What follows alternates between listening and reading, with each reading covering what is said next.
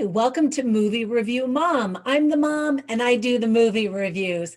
Today, the movie I'm reviewing is Farewell, Amor. It is in theaters and video on demand starting December 11th of 2020.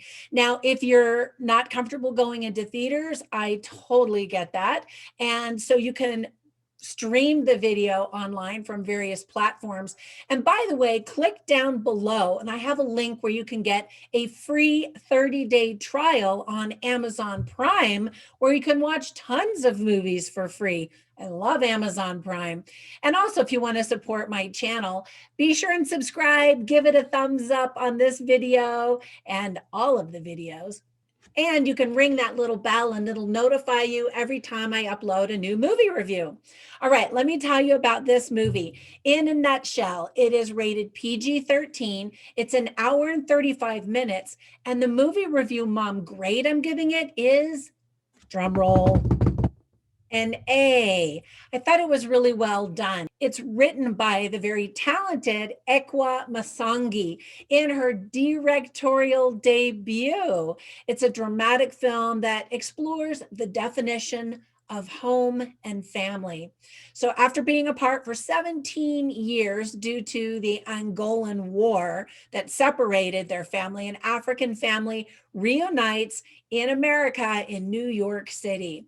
The studio released a description of the movie, and I want to read it just because I thought they explained it really well. Quote, the film is both a universal immigrant story and the unique perspective of three characters bound together by history and hope. It is an intimate and deeply personal look at an intergenerational tale that has defined America since its inception, end quote. Anyway, I thought that described it really, really well, and hopefully that intrigues you.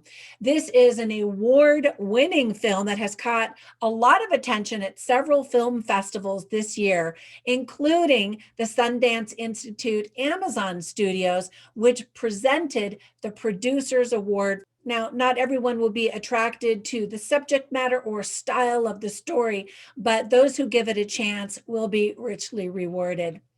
Now, some tips for parents. You see a married couple in bed having intimate relations. And when I say you see them, you see facial expressions and you hear sound effects. So in that regard, it's not appropriate for children to watch at all. There are some texts on a cell phone that show various conversations, so you've got to read a little bit. Kids, first of all, will be extremely bored just because it's an adult talking movie about relationships and that kind of stuff. The good news is there's no profanity. Instead of F-bombs, people say effin'. Now, the themes that were addressed and illustrated in the movie include marriage, fidelity, family, immigration, guilt, religion, the meaning of home, and friendship. Now, some things that I really, really liked include all of the excellent performances by a very talented cast. That includes, now I'm going to try to pronounce all of these names. I apologize in advance because I'm probably going to slaughter them. Jamie Lawson, that one was easy. Natari Guma Mabaho Moweni, I don't know. Zanab Ja, Nana Mensah, and Marcus Scribner. Whew. Jamie Lawson makes her film debut in this movie, and she's already shooting a role in the upcoming movie, The Batman. She was listed on Variety's top 10 actors to watch in 2020. And Natari Guma Mabaho Moweni was also singled out in Variety and in The Hollywood Reporter, with the latter stating, Mowane stuns with his elegant pauses and piercing stares that seem to jump through the screen. And it's true. He has a very gentle demeanor, which makes him instantly likable in this role, making you want to get to know him more. And I would love to see more of him, and I'm sure we will. The opening scene was perfect. It built anticipation, and without revealing a lot, you kind of get to see a pivotal moment in this family's life. Anyway, I just loved the artistry of it. The film is divided into titled sections like Walter, Sylvia, and Esther. They're the three family members that the movie really focuses in on. It's a really clever way to show perspective in the story and help you get to know each character better one at a time. It was really nice to finally hear Sylvia talk after about 30 minutes into the film.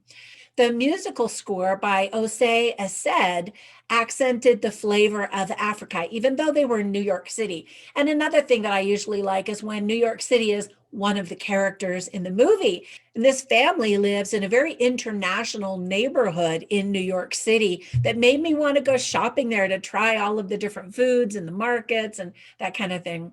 Now, there's another character, and I don't know how to pronounce the actress's name. It's either Joy or Joey. Joy Lee's character, Nasinga, provides the only real laughs in the movie and is really a bright light in what is otherwise a very somber movie. What a sweet friend she was to Esther. And I just got the biggest kick out of her. Now, there were a few things that I didn't quite like. First of all, some people might find it difficult to understand what's being said because of the thick African accents. I think they did a pretty good job. And there was one actress who every now and then slipped into an American accent. But otherwise, I think you can pretty much understand what everybody's saying. There's not very much humor, as I mentioned, and it takes a little while to get everything going, but the powerful and very sweet ending is worth the wait. As a religious woman myself, it always makes me feel a little uncomfortable when other Christians in movies are portrayed as pushing their religion on others or being taken advantage of because of their naivete. Even though I realize a lot of that happens, I would love Christians to be portrayed as being more Christ-like, loving and kind and forgiving and patient and possessing all of those qualities. In this story, religion actually becomes something that creates friction and distance between family members. And I know that that can happen in real life too. I don't want to get into a whole lecture about if you truly understood the gospel of Jesus Christ, it would make you more loving and kind. But that's a topic for another day, I think. There are some interesting lines in the movie. And in fact, I write down all of the funny lines and interesting lines as I'm watching a movie. And then I post them on my Movie Review Mom website. So be sure and check that out if you want to read more of them. But I'll share a couple of them with you right now. So one is a conversation between Sylvia and her father, Walter. So Sylvia is now in America with her dad, and she says, "Don't you miss home?" And he says, "Well, after the war, the home that I knew was gone." And so that's part of the discussion about what is home. Home is where your loved ones are. And if you're separated from them, does that mean you're not home anymore? Anyway, lots of different aspects of that definition I thought were really interesting. And then there's another line spoken by Esther, who's the mom, and she's talking to her daughter, and she says, "We see you, we do." And I love that element of the story, especially because the movie is formatted into three separate parts where we get to explore each of the three characters and see them and see their lives and really see them for the first time. I loved that the mom said to her daughter to reassure her, "We do see you." It's kind of like one of those Avatar moments, "I see you," but it's done really well. And I thought it was really touching. All right, before I go, I want to give you a couple of recommendations of other movies that I think you'll really enjoy. The first one is called The Good Lie. It's actually based on a true story, and it's so inspiring. And it also focuses on African immigrants coming to the United States and all that they have to go through. The second movie is one called Brooklyn. So it's an Irish immigrant coming into New York City and all of the things that she experiences. I loved both of these movies, so I think you'll really enjoy them as well. And by the way, click down below and I've got the links there for you. Thanks for spending a few minutes with me, and a special thank you to all of you who are going over to Patreon to support my channel over there. There are a lot of gifts that you get to choose from and financial tiers that you can choose from if you choose to donate. Anyway, again, thank you so much. All right, I will catch you in the next movie review, and until then, bye for now.